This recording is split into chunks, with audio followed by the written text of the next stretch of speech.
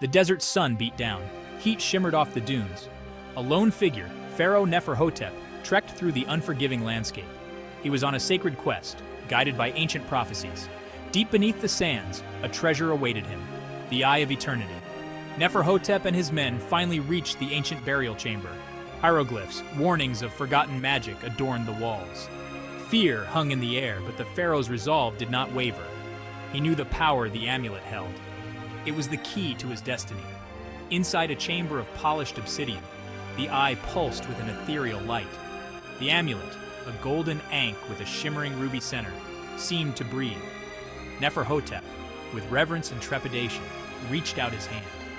As his fingers brushed against the cool gold, a surge of power coursed through him. The desert wind howled outside, but inside the chamber, an eerie silence descended. Neferhotep felt a shift, a tear in the fabric of time itself. He looked at his reflection in the obsidian, his face both awestruck and terrified. He now held the power to control the very flow of time, but at what cost? The Nile overflowed, nourishing the land.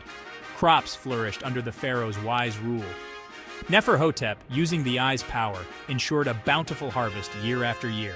His people called him the Blessed, a gift from the gods themselves. Enemies threatened the borders of Egypt, seeking to claim her riches for themselves. Neferhotep, wielding the eye's power, turned back armies. He commanded the very sands of time, slowing his enemies, hastening his warriors. Victory was swift and decisive. Word of Neferhotep's power and Egypt's prosperity spread throughout the land. From distant kingdoms, emissaries arrived, bearing tribute and pledges of allegiance. Egypt, under Neferhotep's rule, entered a golden age, a beacon of civilization in a world shrouded in darkness. But the Eye of Eternity whispered to Neferhotep. It spoke of ultimate power, of transcending the boundaries of mortality. His heart, once filled with the love for his people, now burned with a dangerous ambition. Years turned into decades. Neferhotep, forever young, watched as his loved ones aged and passed into the afterlife. He had cheated time, but at the cost of enduring the pain of loss again and again. The Eye had granted him power, but not happiness. The whispers grew louder, tempting him with the ultimate prize, immortality. The Eye could grant him eternal life, not just dominion over time, but the knowledge of true immortality belonged to the gods, guarded jealously in the celestial realm. A plan began to form in Neferhotep's mind, a plan as audacious as it was sacrilegious. He would journey to the divine realm, to the palace of Thoth, the god of wisdom. There, he would seize the secrets of immortality, defying the very order of the cosmos. Many of his advisors, loyal priests and seasoned generals, pleaded with him to reconsider. They warned him of the god's wrath, of the delicate balance he threatened. But Neferhotep, consumed by his desire, ignored their pleas. He would not be swayed.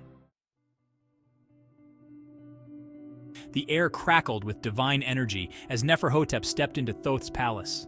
Hieroglyphs, alive with celestial light, illuminated the vast halls. The palace was a marvel of impossible geometry, a testament to the god of wisdom's boundless knowledge. Time flowed differently here, fluid and unpredictable. Neferhotep, despite wielding the eye's power, felt a tremor of fear. The palace was a labyrinth designed to confound mortals and immortals alike. He finally reached the heart of the palace, the chamber where Thoth, depicted as an ibis-headed god, resided. The chamber was a library of infinite knowledge, scrolls piled high, each one containing the secrets of the universe. Neferhotep's heart pounded with anticipation.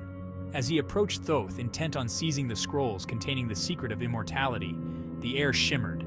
In an instant, Thoth's gaze, filled with disappointment and sorrow, fell upon Neferhotep. The pharaoh, for the first time in his long reign, felt a pang of guilt.